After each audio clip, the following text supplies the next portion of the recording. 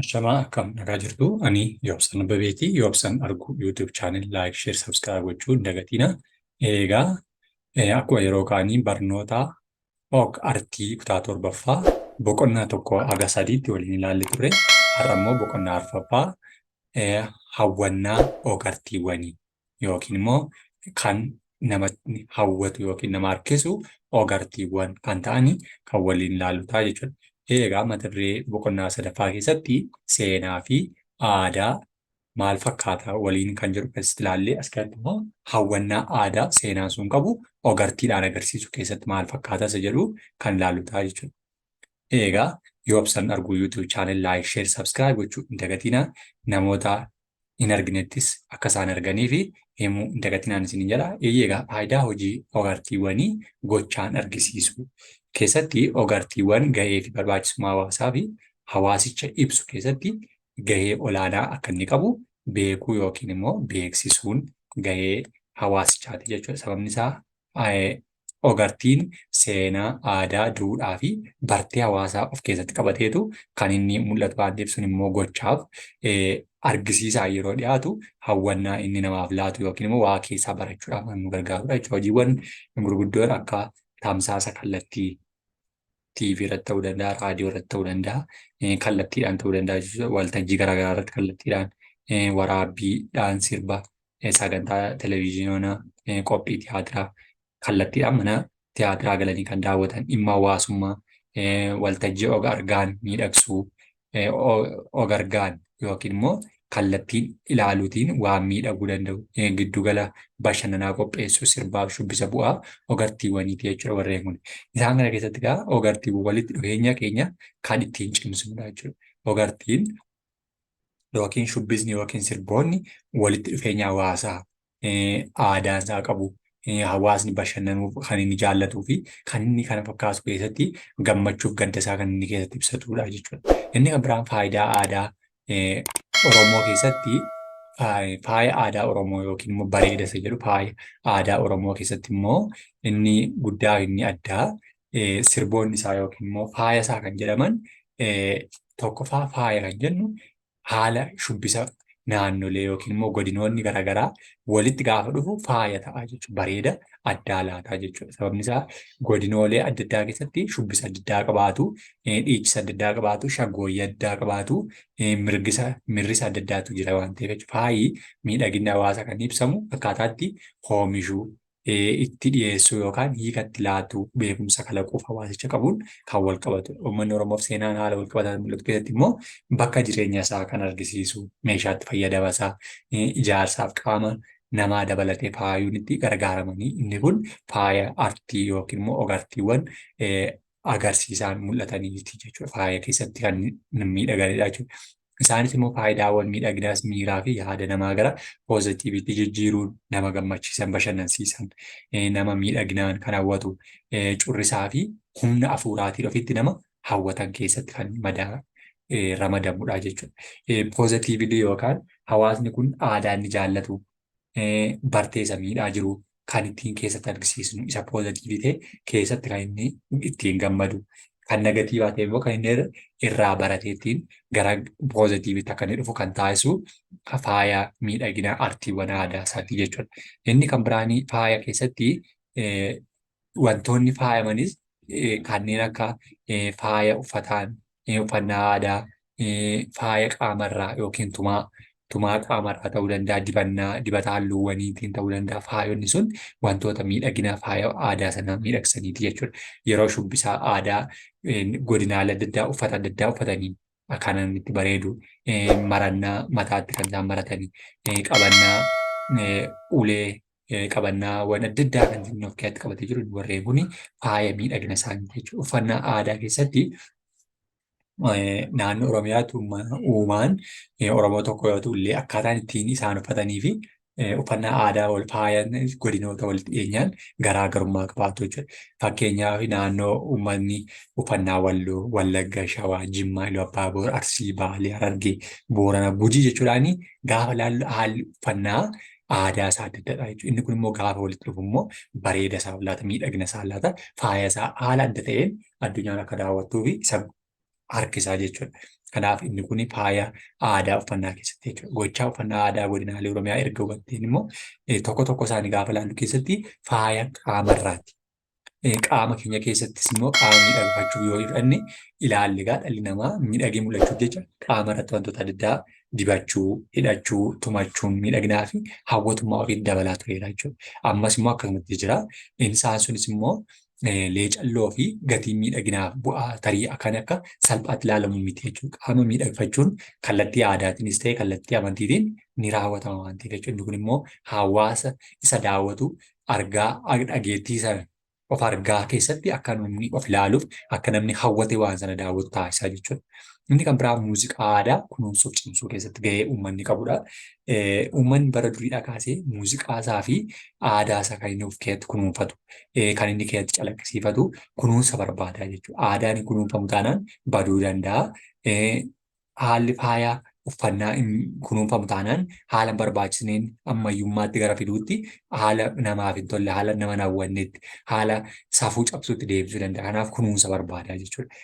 Sirna gadaa keessatti immoo sirna cidhaa, sirna hojii, geerarsa, faaruu loonii, weedduu daa'immanii, sirba giiftiif yoo ta'u, muuziqaan kun immoo hundi isaanii yeroo taphataman bakka bakkatti garaagarummaa qabaachuu danda'u jechuudha. Isaanis immoo yeroo kam akka taphatamu, eessatti akka taphatamu, falaasama akkamiitiin, beekumsa akkamiitiin akka taphatamu illee garaagarummaa qabaachuu warri kun hundi isaaniiyyuu kunuunsa barbaadu jechuudha.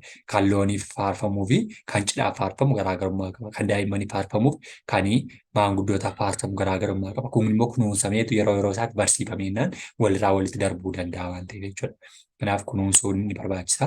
Hojiiwwan xabboo tiyaatiraati. Beekumsi xabboo akaakuu aadaa hawaasaa yoo ta'u, ayyaanaa fi ayyaaneffannaa, sheekoo, imaamsa durdurii fi ta'iiwwan jiruuf jireenya hawaasaa kan darbeef haala nama amma keessa jiru kan ibsu immoo hojiiwwan xabboo tiyaatiriiti jechuudha. Kan darbe kan ittiin ibsan, kan amma imaamsa yookiin afaan irraa gara afaanitti kan himamu, sheekoo, oduu durii, mammaaksota, hibboo warreen jedhaman sun immoo xabboo tiyaatiraa keessa galanii kan walirraa walitti darbanidha jechuudha. Performaansii beekumsa xabboo akkuma salphaatti kan durii fi kan ammayyaa jechuun qooduun ni danda'ama. Isaanis immoo beekumsi xabboo barmaatilee aadaa bu'uura godhachuun hawaasni ittiin jiraataa ture irraa dhalootatti darbaa kan dhufedha. Hojiiwwan xabboo tiyaatiraa yommuu jennu immoo bu'uura hojii tiyaatiraa duudhaa, afoola, seenessa aadaa hawaasa tokkoo irratti hundaa'uun barreeffame kan argamu jechuudha. Kitaabaan barraa'ee kan yookiin immoo waraabbiidhaan waraabamee kan taa'u sun immoo hojiiwwan xabboo tiyaatiraa jennaanii jechuudha. Kanaaf egaa Oromoo keessatti immoo hojiin tiyaatiraa beekumsa xabboo irratti hundaa'uudhaan barreeffaman tiyaatira gumaa jedhaman fa'aallee. Performaansii immoo beekumsa xabboo haala asiin gadi kanatti ilaaluu dandeenya. Tokkoffaa xabbee, shubbisa, performaansii qophii yookiin daayirektiingii warreen qabaatanidha jechuudha. Performaansiin beekumsa xabboo foormii fi haala qophii diraamaa guutummaatti of keessaa kan qabatanidha jechuudha. Isaanis immoo tiyaatira kanarraa istireet tiyaatira kanneen jedhaman, tastaphee, dubbisa, ayyaaneffannaa, performaansii shubbisaa, performaansii diraamawaa fi feestivaala qophii sagantaa adda addaa kan qophaa'e jechuudha. Kanaaf egaa xabboo ogeessota garaagaraa hirmaachisuun kan hojjetamudha jechuudha. Agarsiisni performaansii xabboo akaakuu tiyaatiriin baay'inaan of keessatti kan qabate isaan keessaa muuziqaa, fartaphee, qindaa'aa fi kanneen kana fakkaatan walitti warreen gurmaa'anii ijaaramanii jiran jechuudha. Amaloota performaansii beekumsa xabboo kanneen jedhu keessatti agarsiisni beekumsa xabboo biyyootaa fi saboota garaagaraa keessatti tatamsaasuun aadaa hawaasa tokko beeksisuu babal'isuu keessatti immoo bakka guddaa qabaata.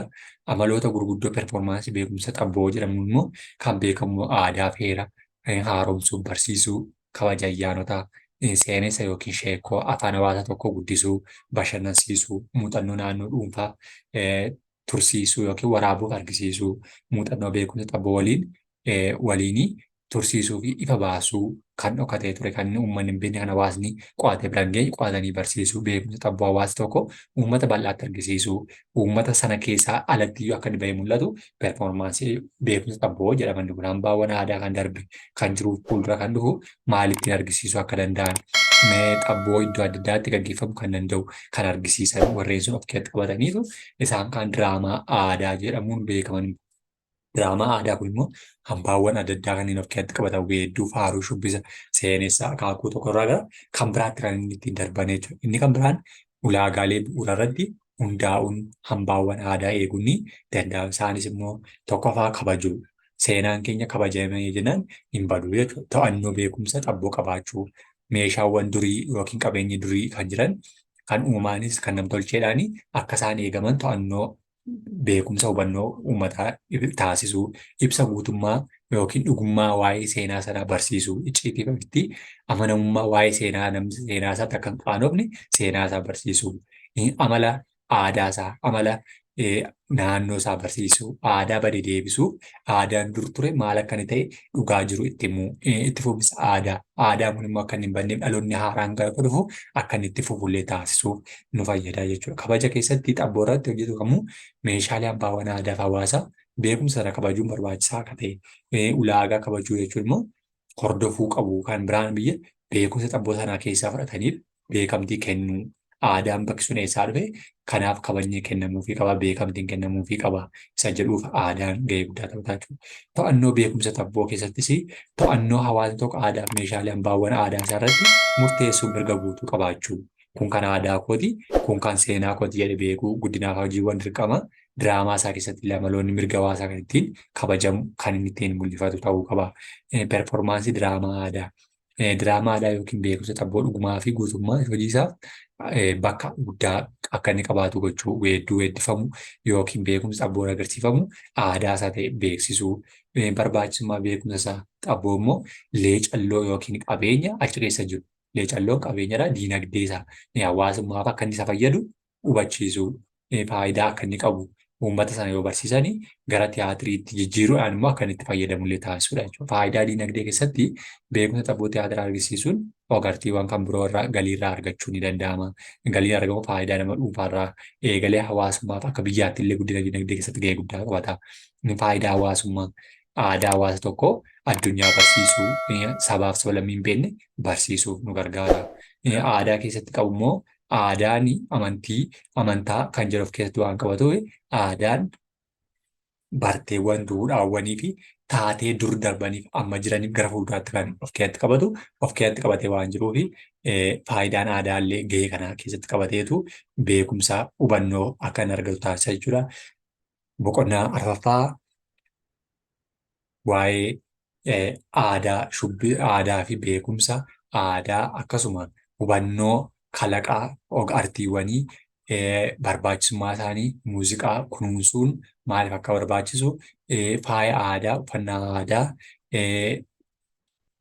faaya aadaa Oromoo keessatti immoo faayidaawwan agartiiwwan gochaan argisiisuun qabuu fi mata dureen keenya hawwannaa yookiin immoo miidhagina agartiiwwanii kan jedhu waliin ilaalle yoo isinitti tole laayik, sheer, sabskiraayib gochuu dagatiidhaa galatoomaa.